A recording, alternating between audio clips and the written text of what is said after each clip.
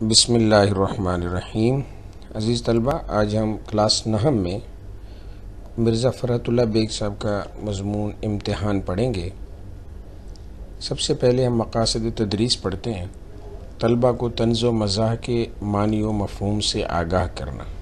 اس میں سب سے بیسک جو چیز ہمیں پتہ چلی ہے کہ طنز اور مزاح دو الگ الگ چیزیں ہیں۔ مزاح صرف ہنسنے ہنسانے کو کہتے ہیں، جبکہ طنز جو ہے یہ بھی مزاح کی ہی ایک قسم ہے، لیکن اس سے کسی کی اصلاح بھی مقصود ہوتی ہے۔ دوسرا ہے طلبہ کو تعلیم و تدریس میں امتحان کی اہمیت سے روشناس کرانا کہ امتحان جو ہے وہ تعلیم و تدریس کے لیے انتہائی ضروری ہے۔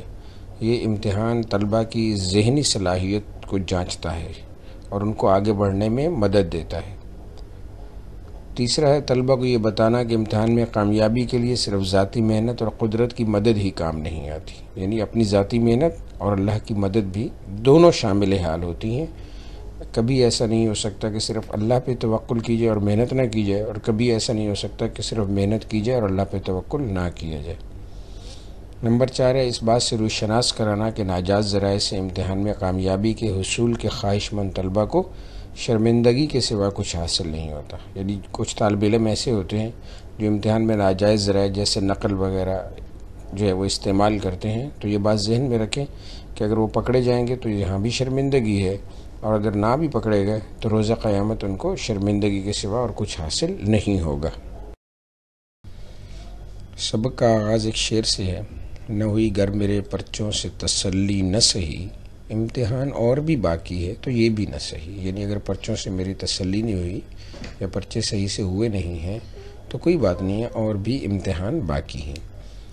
لوگ امتحان کے نام سے گھبراتے ہیں، لیکن مجھے ان کے گھبرانے پہ ہنسی آتی ہے۔ آخر امتحان میں ایسا کیا ہوتا ہے؟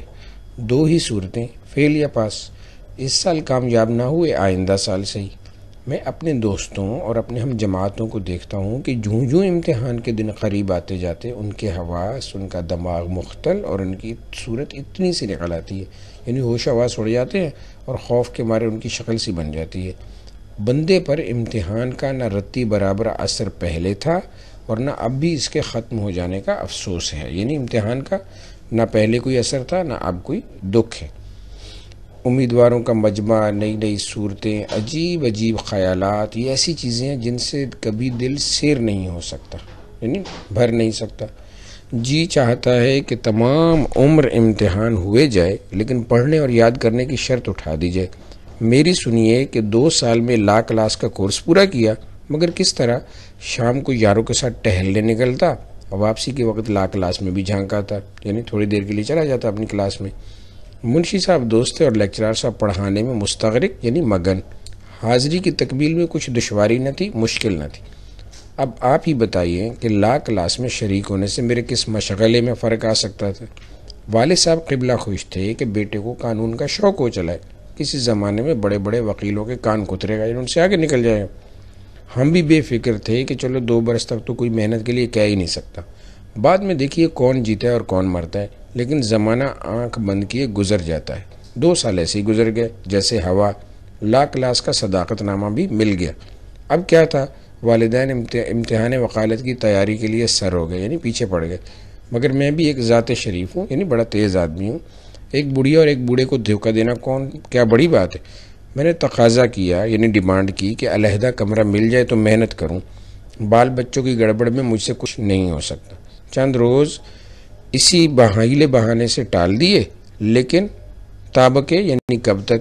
بڑی بی نے اپنے سونے کا خالی کر دیا۔ اب میں دوسری چال چلا۔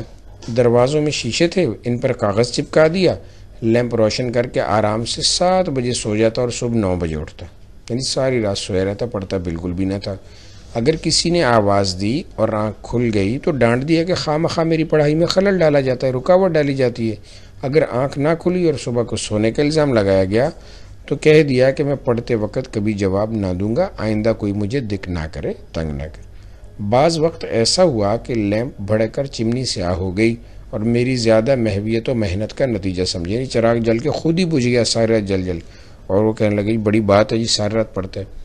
بعض وقت والد والدہ کہتے بھی تھے کہ اتنی محنت نہ کیا کرو، لیکن میں زمانے کی ترقی کا نقشہ کھینچ کر ان کا دل خوش کر دیتا تھا۔ خدا خدا کر کے یہ مشکل بھی آسان ہو گئی اور امتحان کا زمانہ قریب آیا۔ میں نے گھر میں بہت کہا کہ ابھی میں امتحان کے لیے جیسا چاہیے ویسا تیار نہیں ہوں، لیکن میری مسلسل حاضری کلاس اور شبانہ روز محنت یعنی رات دن کی محنت نے ان کے دلوں پر سکہ بٹھا رکھا تھا، یعنی میرا روب بٹھا رکھا تھا، بہت پڑھا ہے اس نے۔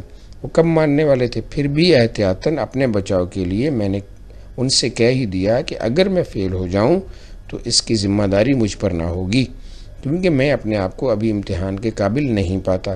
لیکن والد صاحب مسکرا کے بولے کہ امتحان سے کیوں ڈرے جاتے ہو، جب محنت کی ہے تو شریک بھی ہو جاؤ، کامیابی و ناکامیابی خدا کے ہاتھ ہے، مرد باید کہ ہراساں نہ شد کہ آدمی کو خوف زدہ نہ ہونا چاہیے۔ میں نے بھی تقدیر اور تدبیر پر ایک چھوٹا سا لیکچر دے کر ثابت کر دیا کہ تدبیر کوئی چیز نہیں، تقدیر سے تمام دنیا کے کام چلتے ہیں، یعنی اپنی محنت کوئی چیز نہیں ہے، اپنا طریقہ جو اختیار کریں کوئی چیز نہیں ہے، انسان جو جتنے بھی کام ہیں وہ اس کے مقدر سے چلتے ہیں، یعنی اگر میرے تقدیر میں پاس ہونا لکھا ہوا ہے مقدر میں تو میں پاس ہو جاؤں گا ورنہ فیل ہو جاؤں گا۔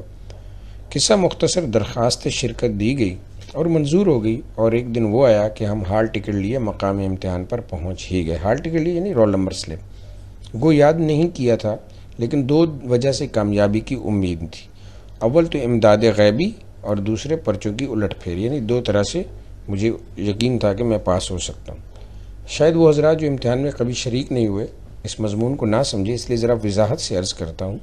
امداد غیبی سے مراد امیدواران امتحان کی اصطلاح میں وہ مدد ہے جو ایک کو دوسرے سے یا کسی نیک ذات نگران کار سے یا عند المواقع کتاب سے پہنچ جاتی ہے، یعنی امتحان کے دوران کوئی دوسرا کسی کی مدد کر دے، یا پھر ہو سکتا ہے نگران کار جو ہے جو ڈیوٹی پر لوگ موجود ہیں وہ کوئی ہیلپ کر دیں یا کتاب کوئی پہنچا دے۔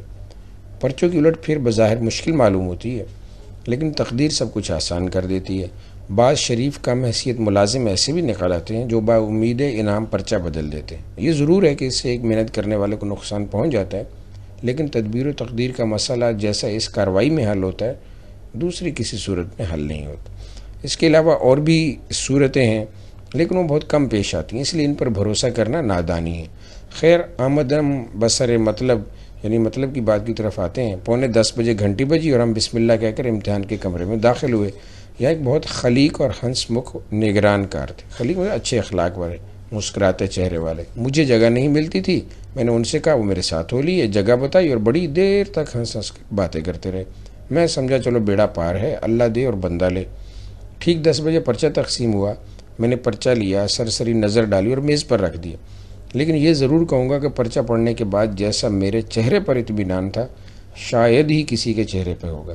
خود تو اس پرچے کے متعلق اندازہ نہ کر سکا، لیکن نگران کار کو یہ کہتے ضرور سنا کہ پرچہ مشکل ہے۔ میں کئی مرتبہ اول سے آخر تک اس کو پڑھ گیا، لیکن یہ معلوم نہ ہوا کہ یہ کس مضمون کا ہے۔ جو بات کی جوابات کی کاپی دیکھی تو اس کے آخر کی ہدایت دیکھی، صفحہ اول کی خانہ پوری کی اور کھڑا ہو گیا۔ گارڈ صاحب فوراً ہی آئے۔ میں نے ان سے کہا، جناب یہ پرچہ کس مضمون کا ہے؟ وہ مسکرائے، زبان سے تو کچھ نہ بولے مگر پرچے کے عنوان پر انگلی رکھ دی۔ اس وقت مجھے معلوم ہوا کہ اصول قانون کا پرچہ ہے۔ دل کھل گیا، یعنی دل خوش ہو گیا۔ میں نے بھی قلم اٹھا کر لکھنا شروع کر دیا، کیونکہ اصول کے لیے کسی کتاب کے پڑھنے کی ضرورت تو ہے ہی نہیں۔ اس مضمون پر ہر شخص کو رائے دینے کا حق حاصل ہے۔ ایک مقنن یعنی قانون بنانے والا ایک اصول قائم کرتا ہے، دوسرا اس کو توڑ دیتا ہے۔ کیا وجہ ہے کہ وہ اپنی رائے کو کسی دوسرے کی تجویز کا پابند کریں، یعنی کسی دوسرے کی لکھی ہوئی باتوں کو یاد کریں اور لکھیں؟